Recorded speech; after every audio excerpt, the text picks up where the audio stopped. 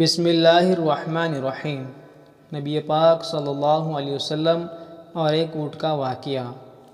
حضرت تمیم داری رضی اللہ عنہ فرماتے ہیں کہ ہم ایک بار حضور صلی اللہ علیہ وسلم کی بارگاہ اقدس میں حاضر تھے۔ ایک اونٹ بھاگتا ہوا آیا اور حضور صلی اللہ علیہ وسلم کے سر انور کے پاس آ کر کھڑا ہو گیا، جیسے کان میں کوئی بات کہہ رہا ہو۔ آپ صلی اللہ علیہ وسلم نے فرمایا کہ اے اونٹ، پرسکون ہو جا، اگر تو سچا ہے تیرا رب تجھے فائدہ دے گا، اگر تو جھوٹا ہے تو تجھے اس جھوٹ کی سزا ملے گی۔ جو ہماری پناہ میں آ جاتا ہے اللہ تعالیٰ بھی اسے امان دے دیتا ہے، اور ہمارے دامن میں پناہ لینے والا کبھی نامراد نہیں ہوتا۔ ہم نے عرض کیا یا رسول اللہ، یہ اونٹ کیا کہہ رہا ہے؟ آپ نے فرمایا اونٹ کے مالکوں نے اسے ذبح کر کے اسے کھا لینے کا ارادہ کر لیا تھا، تو یہ ان کے پاس سے بھاگ آیا ہے، ہم سے مدد مانگی ہے۔ ہم سبھی ابھی گفتگو میں مشغول تھے کہ اس اونٹ کے مالک بھاگتے ہوئے آئے۔ ان کو آتے ہوئے دیکھا تو دوبارہ حضور صلی اللہ علیہ وسلم کے سر مبارک کے پاس کھڑا ہو گیا۔ اب آپ صلی اللہ علیہ وسلم کے پیچھے چھپنے لگا۔ ان کے مالکوں نے عرض کیا یا رسول اللہ، یہ ہمارا ہے، 3 دن سے ہمارے پاس سے بھاگا ہوا ہے، آج یہ ہمیں آپ کی خدمت میں ملا ہے۔ اس پر آپ صلی اللہ علیہ وسلم نے فرمایا یہ میرے سامنے شکایت کر رہا ہے کہ یہ تمہارے پاس کئی سال تک پلا بڑھا، جب موسم گرما آتا تم گھاس اور چارے والوں کے علاقے میں اس پر سوار ہو کر جاتے، اور جب موسم سرما آتا تم اسی پر بیٹھ کر گرم علاقوں کی طرف جاتے۔ جب کہ اس خستہ حال کی عمر میں پہنچ گیا ہے تم اسے ذبح کر کے اس کا گوشت کھا لینے کا ارادہ کر لیا ہے۔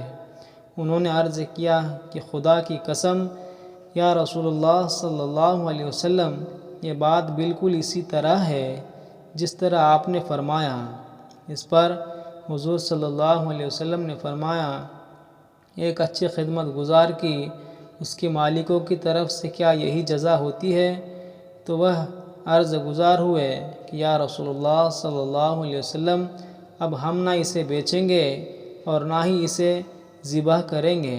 اس کے بعد آپ صلی اللہ علیہ وسلم نے اس اونٹ کو کچھ درہم دے کر خرید لیا اور فرمایا کہ اے اونٹ، جا، تو اللہ کی رضا کی خاطر تو آزاد ہے۔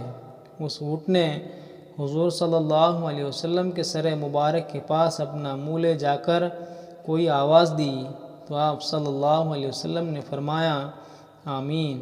اس نے پھر دعا کی، آپ صلی اللہ علیہ وسلم نے پھر فرمایا آمین۔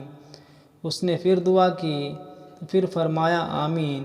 اس نے جب چوتھی مرتبہ دعا کی تو آپ صلی اللہ علیہ وسلم اب دیدہ ہو گئے، آنکھوں میں آنسو بہنے لگے۔ ہم نے عرض کیا یا رسول اللہ، یہ اونٹ کیا کہہ رہا ہے؟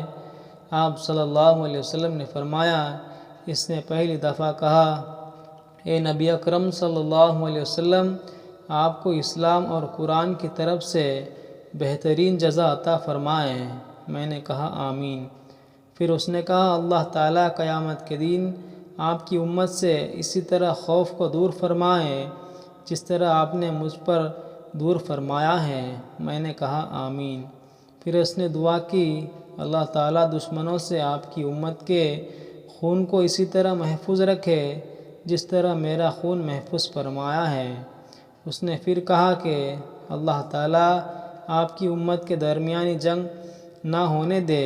یہ سن کر رونا آ گیا، کیونکہ یہی دعائیں میں نے بھی اللہ تعالیٰ سے مانگی تھی۔ پہلی 3 تو قبول فرما لی، لیکن آخری دعا سے منع فرما دیا۔ جب جبریل علیہ السلام نے اللہ تعالیٰ کی طرف سے مجھے خبر دی کہ میری یہ امت آپس میں جنگ کر کے فنا ہوگی، جو کچھ ہونے والا ہے قلم اسے لکھ چکا ہے۔ محترم حضرات، نبی کریم صلی اللہ علیہ وسلم کے حدیث مبارک میں جو لکھا ہے آج وہ بالکل سچ نظر آ رہا ہے۔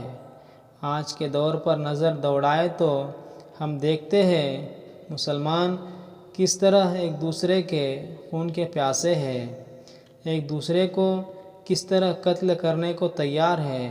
فرقہ واریت کے نام پر ایک دوسرے کو جان کے دشمن بنے ہوئے ہے۔